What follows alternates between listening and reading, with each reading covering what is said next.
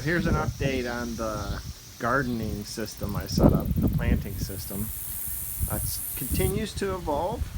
I moved a lot of the plants that were in the cups into bigger bags and pots. So, some have made it and some haven't.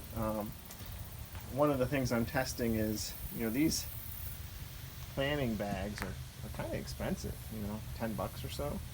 Sometimes a little cheaper if you get them on sale, but the dollar store has these square ones, and I'm thinking, if they don't rot out, then they may work. So I'm doing an experiment with 3 of them here, and they're pretty big, so I've put 2 pepper plants. These are jalapeno pepper plants in each one, and we'll see how that goes.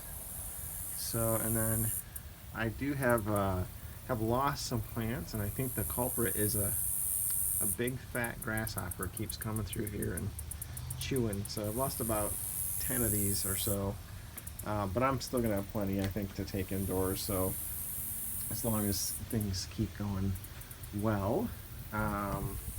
So the other upgrade that I've made here is I've changed the watering system a little bit. So I've added this 4-way splitter here, and then got some of these kind of shrinky flexi hose things, which I really like, because when you're done watering, they kind of get really small. They're not heavy. You can just throw them under. As long as you don't yank on them too hard, they won't break.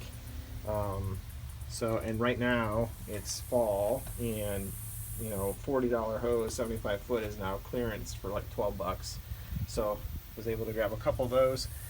And then in the old garden when we first moved in, I had a micro watering system. So I yanked that out of the garage, had it in a bag, and set it back up here. So just want to show you how that works. So basically, I have this connector to this small hose, and it's running into these stakes with these different types of sprinkler heads on it. So that's like a, I don't know, like a 180 or 90 degree sprinkler head. And here's one that just spins. There's another one, that one down here. So let me just turn it on for a second. You can kind of see how it goes.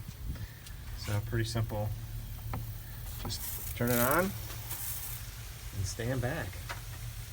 It's if you ever go out on a hot day like the zoo or something, they have the misters out for people to walk through to keep you cool. Yeah, pretty much the same principle. Water droplets are a little bigger, but I've set this up so that it hits pretty much everything. So run this for about 10 minutes twice a day, and it keeps everything pretty good and watered.